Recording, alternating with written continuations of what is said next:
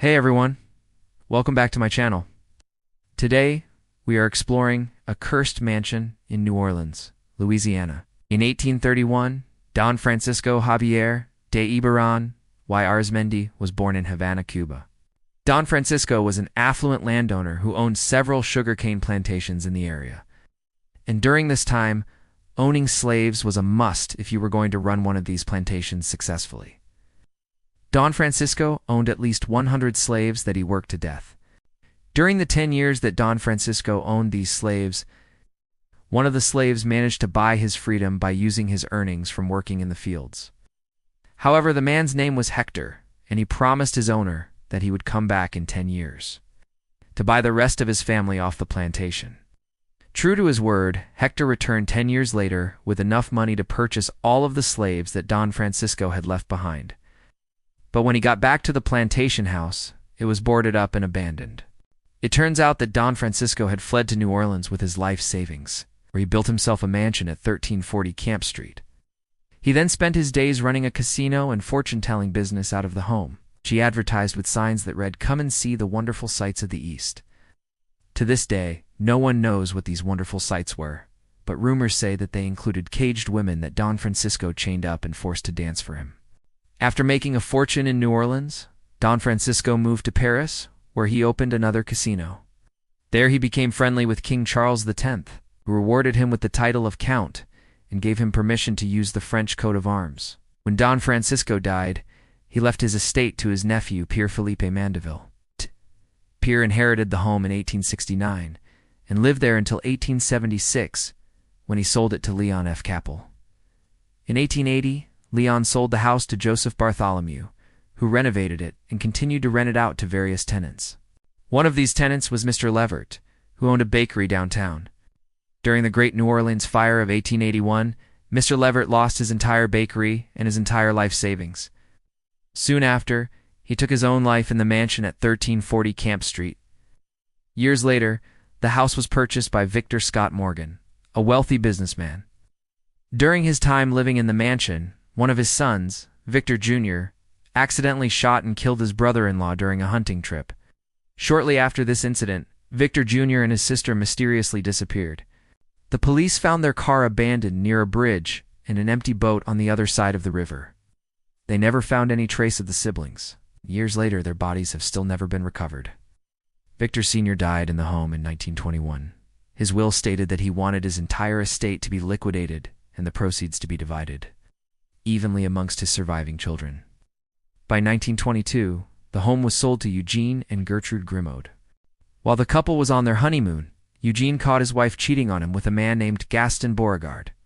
He confronted her about it, but she denied it, so he went to court and demanded that the marriage be annulled.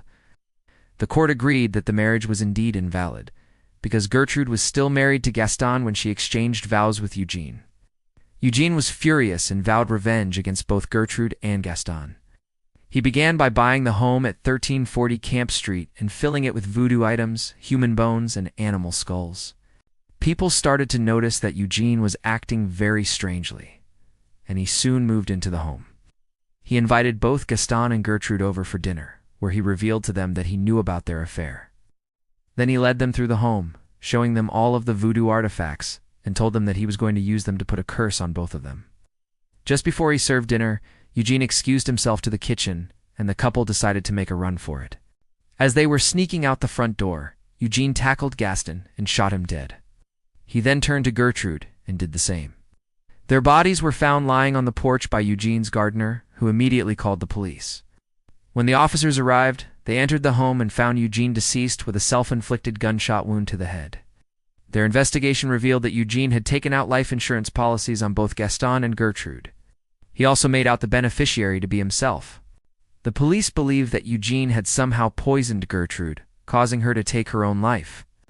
And then he murdered Gaston before killing himself. This is just one of many ghost stories associated with the house. The last resident to live here was Helen Viola, who passed away in 2013. She left the home to her niece Karen, who quickly put it up for sale. Before putting it on the market, though, she needed to clear out the house. And while doing so, she discovered a hidden room with old furniture, a sewing machine and a metal box filled with old documents inside. Of all the strange things associated with the home, this has to be the most interesting. So far today, the house is being offered for rent. While it appears livable, the price tag is insanely expensive. You can tour the home virtually, and I will leave a link to that below. But let's go ahead and take a look around. As you can see, the home is absolutely gorgeous, but it is definitely missing some updates. We begin our tour in the entryway with the staircase directly ahead of us. There is a crystal chandelier hanging from the ceiling. And check out the ornate handrail for the staircase. Looking straight back, we can see 2 doors on either side of the lower panels in the wall. Continuing straight into the main hall, we can see a niche in the wall. What I think may have been an altar at one point, judging by the carvings above it. The walls are covered in gold leaf, and the baseboards are painted a deep red. At the end of the hall, double doors open up to the backyard. These could easily be converted into a dining room. Here's a closer look at the doors, with stained glass windows set above them. In the upper corner, we can see more intricate work in this upper portion of the wall. Here is a look down the hall with the iron spindles separating the upper and lower levels. The entire house has these beautiful wood floors throughout. Coming to the other end of the main hall, we arrive at the parlor, which has windows on either side of the stone fireplace. Above the mantel, we see an ornately carved mirror resting above it. In the corner, we have a built-in cabinet with a marble top set below a stained glass window. The room next door appears to be another sitting room. It offers views of the front yard, thanks to the bay windows. And there is another stone fireplace in this room. Looks like there used to be curtains that hung above the windows. You can see the track in the ceiling in this photo. Moving to the second floor, we have a long hallway with windows on either side of the doors at the end. There are 5 doors in total along this hallway, so I'm not sure how many bedrooms are in this house. Perhaps someone who is interested in renting it out can let me know in the comments below. The first bedroom that we come to has windows on 3 different walls. There is a fireplace in the corner and a built-in wardrobe in the opposite corner. The second bedroom is slightly larger and has more ornate trim around the windows. The doors at the end of the hallway lead us into what I assume is the master suite. The bedroom has windows on 3 different walls and a large walk-in closet in the corner. Ow. The ensuite bathroom has a clawfoot tub and a separate shower stall. The toilet is hidden behind the door on the left. The mirror is framed by more ornate woodwork, and a pedestal sink sits on the right. Thanks for watching. I really hope that you enjoyed this video. Which room was your favorite? Let me know in the comments below, and while you're there, hit that subscribe button. I would love to have you back for the next video.